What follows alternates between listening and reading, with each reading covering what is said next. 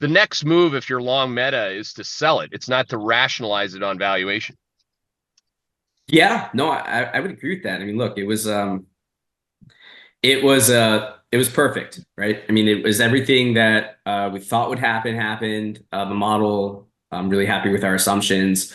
The key thesis points, some of them played out sooner or, on this print specifically, as we expected, but there's other elements of the thesis here that will continue to play out over time that I think, is a reason why we're keeping it on the short side. So just on the quarter itself, look, like I said, it was a good quarter as expected, but just not good enough relative to high buy side expectations, especially when factoring in the extra day in the quarter and an early Easter, the sequential acceleration in revenue growth was just less impressive.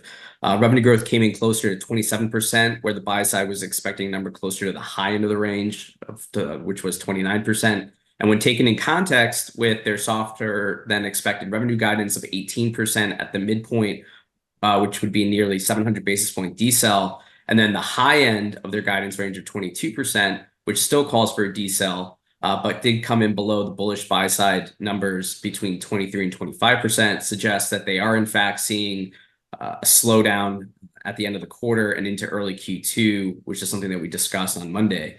Additionally, they called out material risks from EU policy changes later this year. That's something that we also discussed as being an underappreciated risk that could impact numbers. And then, Mark Zuckerberg announced that they're going to enter a multi-year investment cycle and took up CapEx and OpEx numbers. And this is something that we spoke about on Monday as being a risk, but it's also something that we've been flagging as risks around this period of time for the last 6 months. Even while we were still long Meta, we were flagging these as risks on the horizon. But, obviously it doesn't matter when you're beating numbers, right? And revenue growth is accelerating. It matters when you are putting up, go from, beating numbers to, printing numbers that are in line with expectations. And then you actually get the river card, which is the actual upward revision in your OpEx and CapEx numbers. So he was very explicit in his language in saying that we're going to enter an aggressive cycle. He even acknowledged that the stock goes through periods of volatility. So it seems to me that he's willing to take this on and accept, the volatility and a lower stock price in the interim, because he thinks that these are the right long-term investments. So, and are they the right long-term investments? I mean, look, history suggests that Mark is actually a really good allocator of capital over a cycle.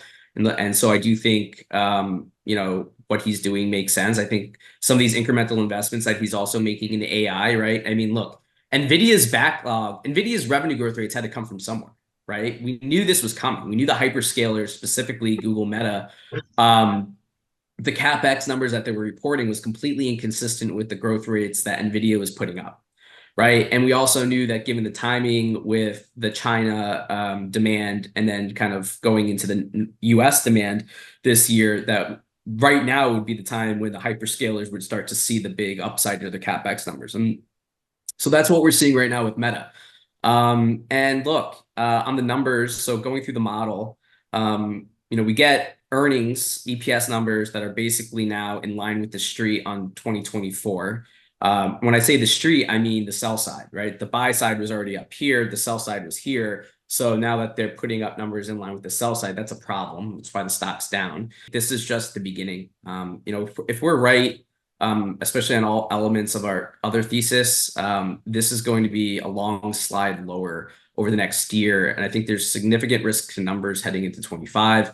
This was a really big shot across the bow. And the sell side's coming out, not surprisingly, and defending the name. A lot of bullish investors are saying, buy the dip. This is an opportunity. But if this plays out like we expect, that's going to be a mistake.